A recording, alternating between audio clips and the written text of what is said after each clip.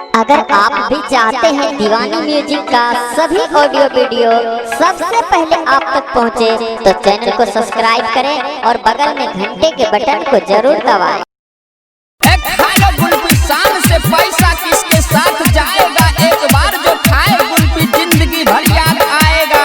आप भी खाइए, अपने परिवार को भी खिलाइए, घर में ले जाइए घर वाली खुश, ससुराल में ले जाइए साली खुश, बाहर में ले जाइए बाहर वाली खुश। तो भैया आइए मेरे स्टॉल पे आइए और मीठा मीठा गुल्फी खाइए।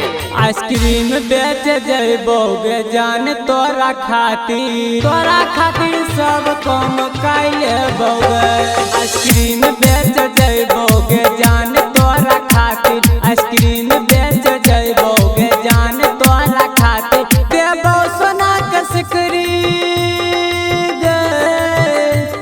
देबो सोना के सिकरी, जब है तो खूब बिक्री। आइसक्रीम बेच जैबोगे जान तोरा खातिर, जान तोरा खातिर, जान तोरा खातिर। आइसक्रीम बेच जैबोगे जान तोरा खातिर, आइसक्रीम बेच जैबोगे जान तोरा खातिर। देबो सोना के सिकरी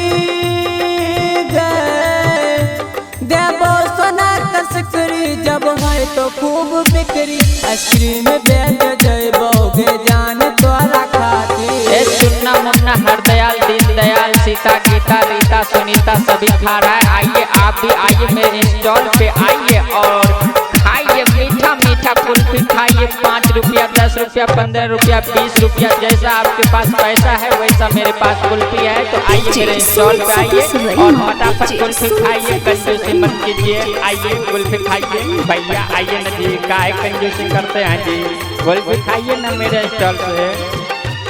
तोरा खातिर के सोना सब कम खाई लेबो। सोचने उठने बैठने हंसने रोने गाने बजाने के लिए संपर्क करें। तोरा खातिर के सोना सब कम खाई लेबो।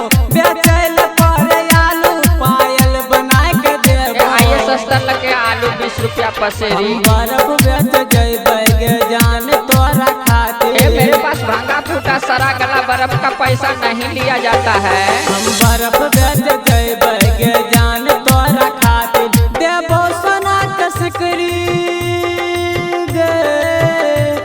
देबो सोना के सिकरी, जब होय तो खूब बिक्री। जमीन बेच जैबोगे जान तोरा खातिर।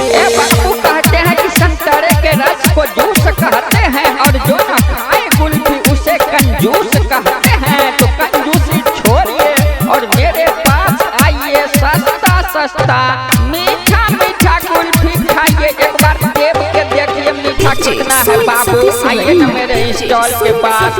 आप थोक के लिए भी संपर्क कर सकते हैं। मोर मूरन तोर श्राद्ध लोर लगन बोर बिहा बोर पंचायती जितना भी कार्य है सभी में संपर्क करें। खातिर के बाबू का बारी बन जैबो।